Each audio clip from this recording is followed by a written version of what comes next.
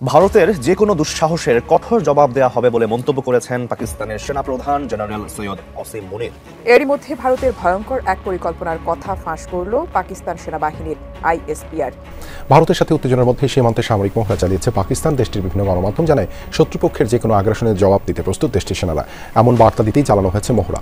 সাম্প্রতিক সপ্তাহগুলোতে শুধু পাকিস্তান নয়, সীমানা পেরিয়ে ভারত এবং বিশ্বের বিভিন্ন জায়গায় হট টপিকে পরিণত হয়েছেন জেনারেল আসিম মুনির। ভারত নিয়ন্ত্রিত জম্মু এবং কাশ্মীরের যেই ঘটনাগুলো, সেই ঘটনাগুলোর পরে দুই দেশ তাদের সেনাপ্রধান, পাকিস্তানের সেনাপ্রধান একে অন্যের বক্তব্য দিচ্ছেন। তবে কিছু মন্তব্য করেছেন আসিম মুনির। তার এইসব মন্তব্য পাকিস্তান সেনাবাহিনীর অবস্থান এবং আঞ্চলিক উত্তেজনায় তাদের ভূমিকা নিয়ে নতুন বিতর্কের জন্ম দিয়েছে। এবার কাশ্মীর নিয়ে মোদির ষড়যন্ত্র উঠে এসেছে সংবাদ মাধ্যম আল জাজিরার প্রতিবেদনে। ইতিহাসের অন্যতম গুরুত্বপূর্ণ ও শ্বাসরুদ্ধকর পরিস্থিতির মুখে দাঁড়িয়ে রয়েছেন নরেন্দ্র মোদী। পাকিস্তানে যে কোনো মুহূর্তে হামলা চালাবে ভারত, এমন বিস্ফোরক তথ্য উপমহাদেশের আকাশে ছড়াচ্ছে যুদ্ধের গন্ধ। পাল্টাপাল্টি যুদ্ধে কি ধরনের পদক্ষেপ নিতে পারে ভারত, আর এর জবাবে কিভাবে প্রতিক্রিয়া জানাবে পাকিস্তান? পাক সেনারা লাইন অফ কন্ট্রোল পেরিয়ে, আন্তর্জাতিক সীমান্ত পেরিয়ে ভারতের ভিতর ঢুকে পড়েছে। ভারতের বেশ কয়েকটি চেকপোস্ট এবং বাংকার গুড়িয়ে দিল পাক বাহিনী। মোদী আর কতদিন সামলাবেন? এতদিন ছিল একা পাকিস্তান, এখন প্রস্তুত বাংলাদেশও। এর আগে পাকিস্তানের সাথে থাকার ঘোষণা দিয়েছিল চীন, এবার সরাসরি হুমকি বাংলাদেশের প্রধান উপদেষ্টা সাফ জানিয়ে দিয়েছে, আমরাও প্রস্তুত। বেরিয়ে এলো নরেন্দ্র মোদী এবং ভারতের কুৎসিত চেহারা।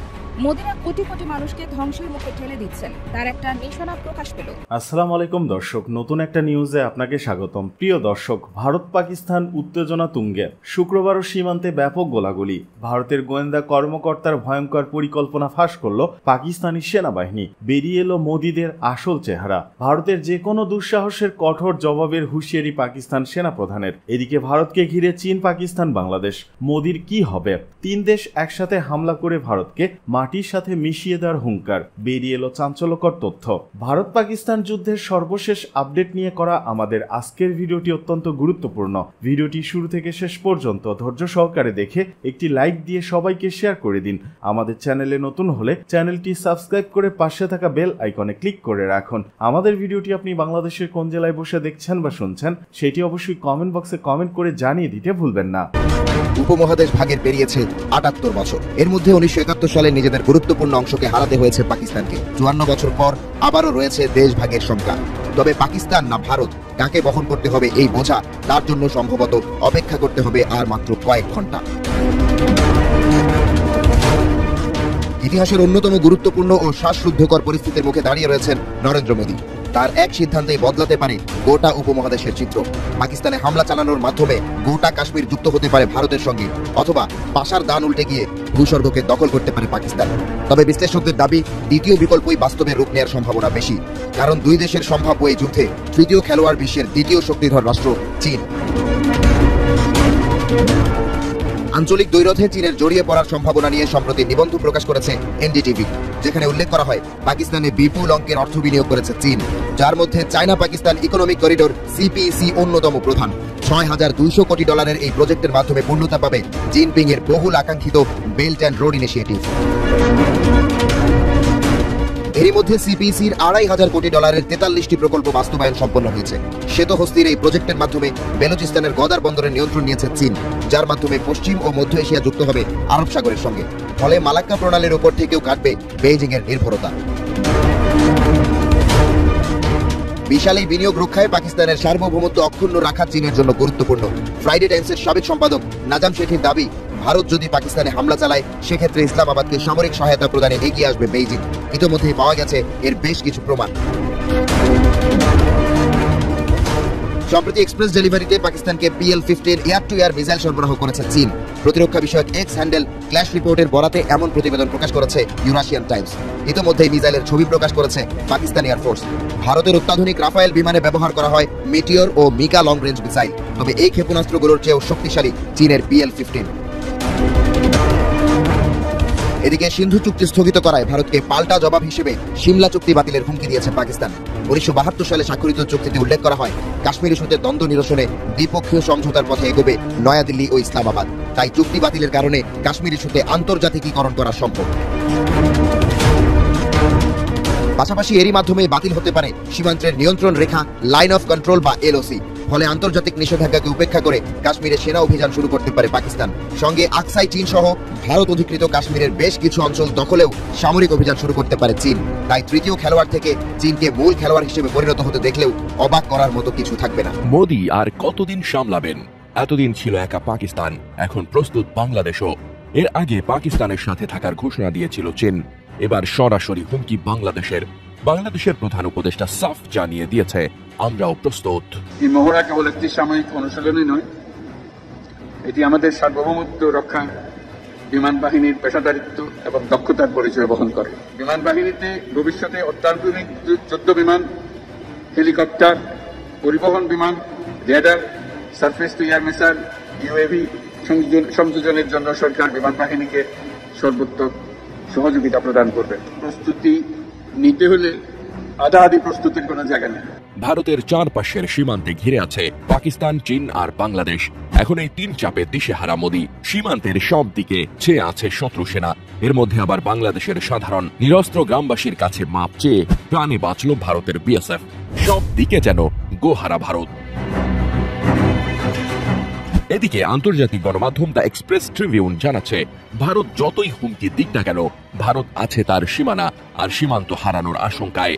পাকিস্তানের বরাদি এক্সপ্রেস ট্রিবিউন জানাচ্ছে, সীমান্তের নিয়ন্ত্রণ রেখার কাছাকাছি এলাকায় ভারতের রাফায়েল যুদ্ধ বিমান টহল দিয়েছে, কিন্তু পাকিস্তান বিমান বাহিনীর পাল্টা পদক্ষেপের কারণে ভারতের যুদ্ধ বিমানগুলো পিছু হটতে বাধ্য হয়।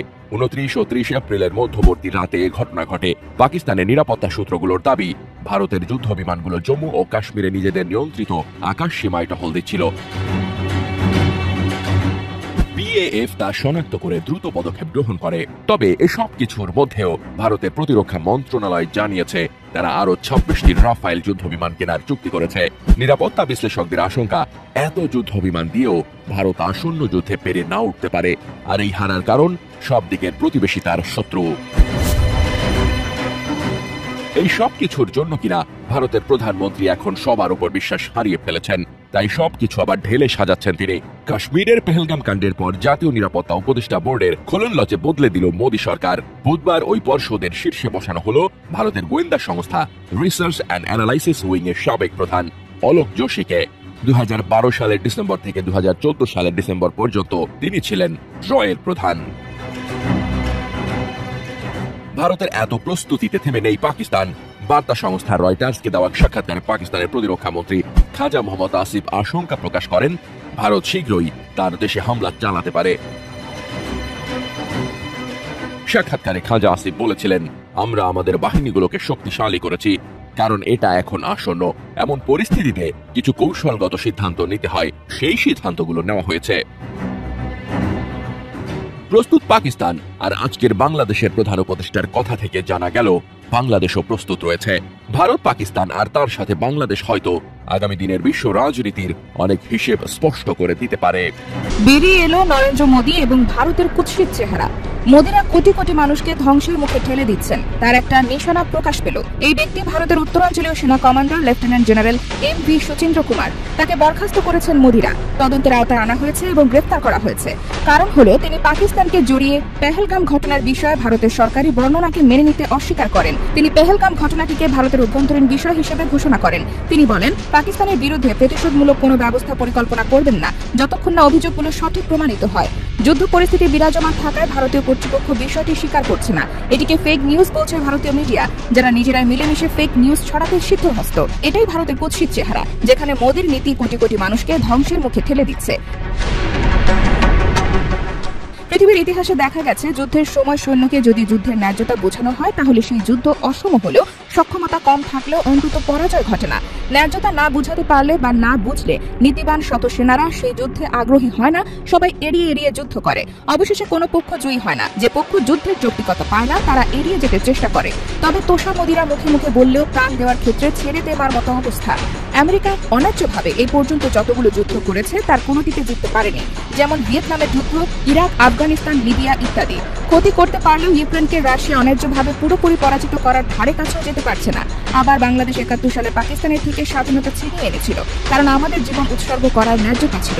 অসম যুদ্ধে হয়তো অনেক ক্ষতি হয়, ম্যাসাকার হয়, বিনাশ হয়, তবে ন্যায্যতার কারণ কোনো একদিন সৃষ্টিকর্তা তাদের জয়ের পথ উন্মুক্ত করে দেন। ইসরায়েল ও পশ্চিমা বিশ্ব মিলে সামান্য হামাসকে গাজার মতো ভূখণ্ডে পরাজিত করতে পারছে না। এমনকি হাসিনার বিরুদ্ধে 24-এর আন্দোলনে ন্যায্যতা ছিল বলে প্রতিদিন দেশের মানুষ বুক চিতিয়ে দিয়ে অকাতরে জীবন বিলিয়ে দিয়েছে, কারণ জীবন দেওয়ার ন্যায্যতা সবার কাছে স্বচ্ছ ছিল। তাই সেনাবাহিনীকে শুধু অর্ডার দিলে কথা শুনবে এরকম বাহিনী না বানিয়ে ন্যায্যতার ভিত্তিতে গড়ে না তুললে শুধু আধুনিক প্রযুক্তি দিয়েই হয় না। তেলবাজরা যতই পরামর্শ দিক না কেন, সমান সমান শক্তি যুদ্ধ করলে দিন শেষে ন্যায্যতার দিকের দলটির বিজয় সহজ হয়, কারণ তারা জীবন দিতে দ্বিধা করে না। বলতে পারেন শ্রীলঙ্কান এলটিটিই আইএস এর পরাজয় কেন ঘটল? কারণ এসব সংগঠনগুলো কখনো ন্যায্যতার উপর প্রতিষ্ঠিত ছিল না। ন্যায্যতা মানে কখনো যুদ্ধে সাধারণ মানুষকে হত্যা নয়, অপরাধী যোদ্ধা বা অপরাধীকে হত্যাই আসল ন্যায্যতা। যুদ্ধ এমন ভাবে হবে যেন শত্রুর সাধারণ মানুষটাও ন্যায্যতার পক্ষে কথা বলে পাশে দাঁড়ায়। শুধু শত্রু বধ করার মাধ্যমে যুদ্ধে জয়ী হওয়া যায় না। ন্যায়ের পথে নিজেদের জীবন বিলিয়ে যেতে দেখলে সাধারণ মানুষের মধ্যেও জীবন দানের অসীম স্পৃহা চলে আসে। অন্যায়ভাবে জুলুমের শিকার হতে থাকলে মানুষের মধ্যে তার প্রতি সহানুভূতি এমনিতে চলে আসে। একটা পর্যায়ে আসে তার জন্য মানুষ জীবন দিতে প্রস্তুত হয়, যা আমরা 5 আগস্টের আগে দেখেছি। আর মানুষের মনে ন্যায্যতা সৃষ্টি করে দেন মহান সৃষ্টিকর্তা। ভারত পাকিস্তান যুদ্ধে ভারত কেন পিছিয়ে যাচ্ছে? কারণ ভারতের সেনাবাহিনী, বিশেষ করে যারা দেশপ্রেমিক ও নীতিবাদ, তাদের কাছে মনে হচ্ছে এই যুদ্ধটি অনুমানের ভিত্তিতে অন্যায্যভাবে দোষ চাপিয়ে দিয়ে আমাদের করা হচ্ছে। তাই তারা জীবন দেওয়ার ন্যায্যতা পাচ্ছে না, ফলে যুদ্ধ থেকে পিছিয়ে এসেছে। চাটুকারী কিছু থাকবে বা মোদির আদেশ থাকবে, কিন্তু খুব বেশি দূর যেতে পারবে না। ইতিহাস তাই বলে। रुकिए, थोड़ा पानी पीजिए साहब, क्योंकि खतरनाक न्यूज है। আমি অবশ্য গরম পানি খাই।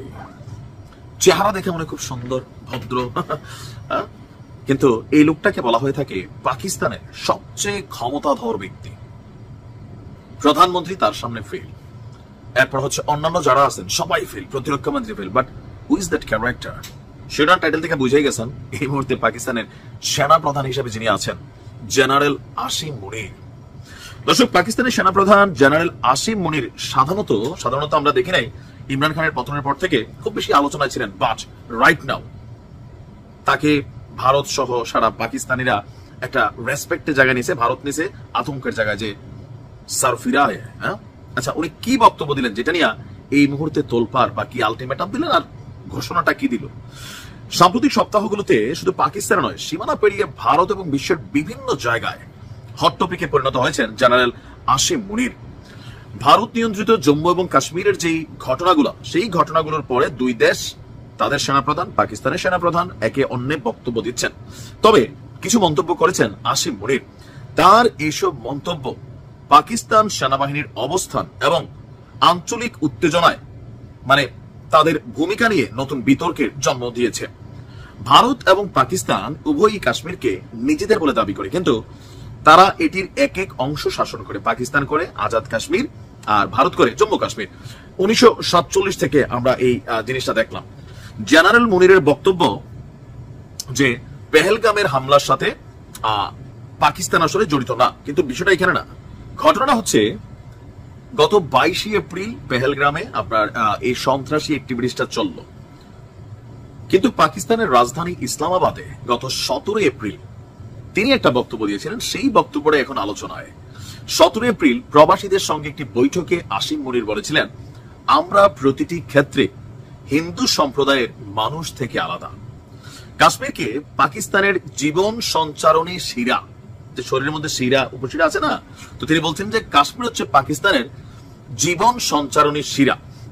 এমনকি তিনি অঙ্গীকার করেছিলেন ভারতের দখলদারত্বের বিরুদ্ধে কাশ্মীরিদের বিরোচিত লড়াইকে পাকিস্তান কখনো পরিত্যাগ করবে না। মানে জম্মু কাশ্মীরে যারা বসবাস করে তারা বেসিক্যালি ভারত সরকারের বিভিন্ন সময় নানা ইস্যু নিয়ে বিরোধিতা করে, এবং তাদের বিভিন্ন যে সংগঠন বা গোষ্ঠীগুলো আছে, ভারত বরাবরই বলে আসছে যেগুলোর পিছনে পাকিস্তানের সেনাবাহিনী, গোয়েন্দা বাহিনী, তারা আসলে অর্থনৈতিক লগ্নি করে থাকে। ইভেন জম্মু কাশ্মীরের যারা জনগণ আছে তারা অনেকটা পাকিস্তানপন্থী, এটা ভারত আবার মানতে পারে না।